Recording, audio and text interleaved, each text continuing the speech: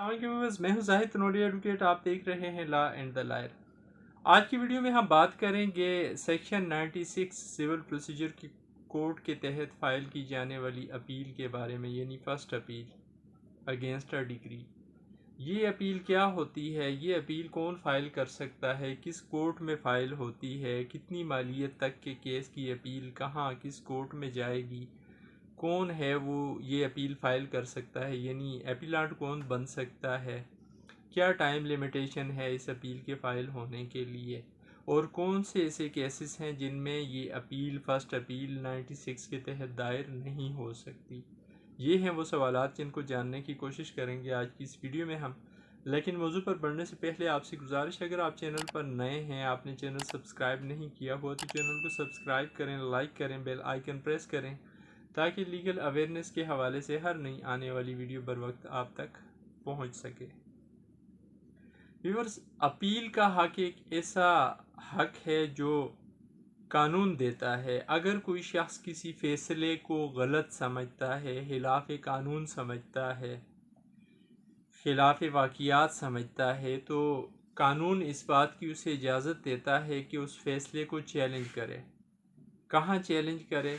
Original जो court होती है जिसने केस का ट्रायल किया होता है, सिविल कोर्ट जिसने केस को सुना होता है, उस केस के फैसले के खिलाफ अपील फाइल करेगा एपीलेट कोर्ट में, जो आमतौर पर डिस्ट्रिक्ट जज की अदालत होती है पंजाब में, और केपीके और इस्लामाबाद में फर्स्ट एपीलेट कोर्ट जो है वो हाई कोर्ट है, वहाँ पे अपील दायर होगी। क्या लिमिटेशन है इस अपील के फ़ाइल होने के लिए? 30 दिन का टाइम पीरियड होता है इस तरह की अपील दायर करने के लिए। कौन बंदा ये अपील दायर कर सकता है? जो भी फरीक मुकदमा होता है जिसके खिलाफ ये केस फैसला हुआ, उसको ये हक हासिल है कि वो ये अपील दायर कर सकता है, या कोई और ऐसा शख्स जो फरीक मुकदमा नहीं था लेकिन वो मुतासर हो रहा है इस डिग्री से, उसको पार्टी नहीं बनाया उस वक्त मुद्दई मुकदमा ने और केस दायर करके डिग्री करा दिया, उस सूरत में उस शख्स को भी ये हक हासिल है। वो शख्स भी एग्रीव्ड पर्सन होने के नाते अपील फाइल कर सकता है। लीगल रिप्रेजेंटेटिव, अगर जिस शख्स के खिलाफ केस चल रहा था वो फोत हो गया या केस फैसला होने के बाद फोत हुआ, तो उसके लीगल हेयर्स वो रसा जो हैं वो भी अपील दायर कर सकते हैं। अगर कोई नाबालग है जिसके खिलाफ केस दायर किया गया था तो उसका गार्डियन अपील दायर कर सकता है। यहाँ एक चीज़ बतानी बहुत ज़रूरी है कि अपील किन केसेस में नहीं दायर हो सकती सेक्शन 96 सीपीसी के तहत। वो केसेस जो कंप्रोमाइज़ पर डिसाइड हो गए हों, जिन पे कंसेंट डिग्री पास हो गई हो, यानी दोनों पार्टियों के दरमियान किसी बात पर मुआहदा हो गया, कंप्रोमाइज़ हो गया, और डिफेंडेंट्स ने स्टेटमेंट दे दी कोर्ट में कि ठीक है, अगर ये दावा डिग्री करती है अदालत तो हमें इस दावे की डिग्री होने पर कोई एतराज़ नहीं है। इस सूरत में फिर अपील नहीं दायर की जा सकती सेक्शन 96 सीपीसी के तहत। अब एपीलेट कोर्ट क्या कर सकती है इस तरह के फैसले के खिलाफ? एपीलेट कोर्ट के पास तमाम अख्तियारात हैं। अपील कंटिन्यूटी ऑफ ट्रायल होती है। जिस तरह ट्रायल कोर्ट के पास सारे अख्तियारात होते हैं, लेकिन ट्रायल कोर्ट ट्रायल कर रही होती है किसी केस का, उसमें दावा जवाब दावा आता है, इश्यूज फ्रेम होते हैं, शहादत होती है, शहादत होने के बाद फाइनल आर्गूमेंट सुन के कोर्ट फैसला देती है।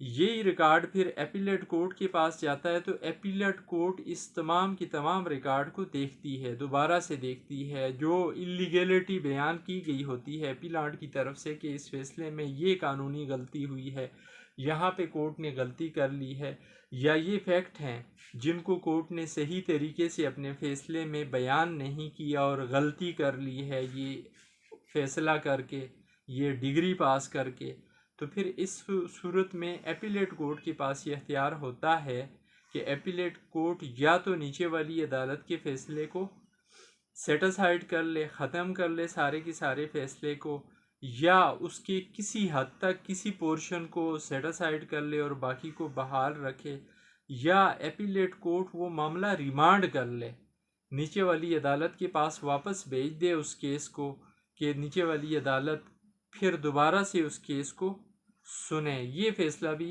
अपीलेट कोर्ट कर सकती है।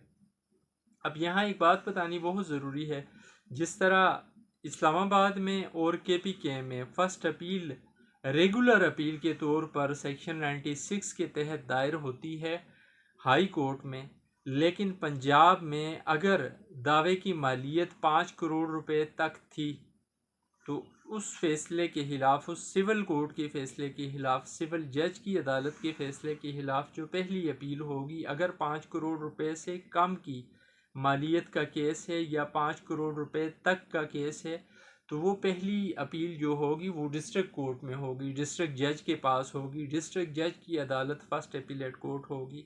और अगर 5 करोड़ रुपए से ज़्यादा मालियत का केस है, 5 करोड़ 1 रुपए का केस है, 5 करोड़ 2 रुपए का केस है, तो फिर ऐसी सूरत में जो फर्स्ट अपीलेट कोर्ट होगी वो हाई कोर्ट होगी। और इस अपील को फिर कहा जाएगा RFA, रेगुलर फर्स्ट अपील। तो ये अपील फिर सुनेगी हाई कोर्ट। हाई कोर्ट इसमें अपीलेट कोर्ट होगी इस तरह के केसेस में। ये थी आज की वीडियो, जिसमें हमने डिस्कस किया सेक्शन 96 CPC के तहत दायर की जाने वाली अपील को, इसकी टाइम लिमिटेशन को, उसको कौन दायर कर सकता है और अपीलेट कोर्ट के क्या इख्तियारात होते हैं। हाँ, एक चीज़ बतानी और बहुत ज़रूरी कि अपीलेट कोर्ट में अगर कोई फ़रीक आ जाता है, अपीलांट आ जाता है, कोई दरख्वास्त देता है, कहता है कि कोई ऐसी एडिशनल एविडेंस जो रिकॉर्ड का हिस्सा होना बहुत ज़रूरी है, जो उस वक्त उसके पास नहीं थी लेकिन इस केस को डिसाइड करने के लिए बहुत ज़रूरी है, वो उसको रिकॉर्ड पे लाना चाह रहा है, वो दरख्वास्त दे के, एडिशनल एविडेंस की दरख्वास्त दे के, अगर अदालत उसको ज़रूरी समझे, केस की नेचर बदल सकती है या केस मेरिट पे डिसाइड करने के लिए उस एडिशनल एविडेंस का होना ज़रूरी है, तो अपीलेट कोर्ट एडिशनल एविडेंस का ऑर्डर भी कर सकती है और ट्रायल कोर्ट को इस बेस पे भी वापस भिजवा सकती है केस के। ट्रायल कोर्ट इस चीज़ को ऐड करके फिर रीडिसाइड करे मामले को। उम्मीद है वीडियो आपको पसंद आएगी। आखिर में फिर आपसे गुजारिश है, अगर आप चैनल पर नए हैं, आपने चैनल सब्सक्राइब नहीं किया हुआ, तो चैनल को सब्सक्राइब कर लें मेरी हौसला अफजाई के लिए, और बेल आइकन प्रेस करें ताकि नोटिफिकेशन आप तक पहुँचे लीगल अवेयरनेस के हवाले से हर नई आने वाली वीडियो का। थैंक्स। अल्लाह हाफिज़।